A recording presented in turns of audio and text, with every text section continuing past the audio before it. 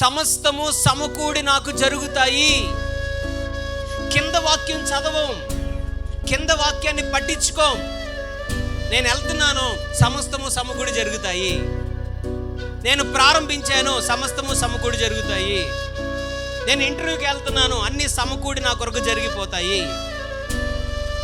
నేను బిల్డింగ్ కట్టాలనుకుంటున్నాను, అన్ని సమకూడి జరిగిపోతాయి.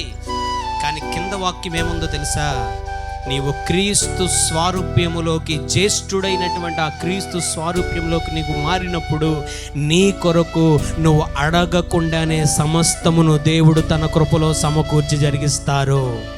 దానికన్నా, ఊహించిన దానికన్నా శ్రేష్టమైనది నీకు ఇవ్వాలని కోరుకునే దేవుడు. ప్రభు వాక్యం చేత మనం ఒక్కసారి పట్టబడడానికి ఇష్టపడదాం. ఆయన వాక్యం ఒక బాణం వలె నీ గుండెల్ని గుచ్చుతున్నప్పుడు ఆ నొప్పిని తట్టుకొని ఒక్కసారి నిన్ను నువ్వు సరి చేసుకోవడానికి ఇష్టపడు, మార్చుకోవడానికి. క్రీస్తు పోలికలోకి వెళ్ళడానికి నిర్ణయం తీసుకో. నీ జీవితంలో ఆగిపోయిన ప్రతి కార్యం తిరిగి ప్రారంభించబడుతుంది. మూయబడిన ప్రతి ద్వారము తెరవబడుతుంది. నింద, అవమానం, తృణీకారం ఘనతగా మారుతుంది.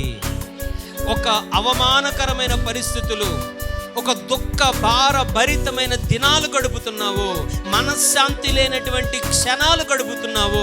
నువ్వు ప్రభు స్వారూప్యములోకి తిరగడానికి ఇష్టపడు. వాటన్నిటినీ ప్రభు మార్చడానికి ఇష్టపడుతున్నాడు.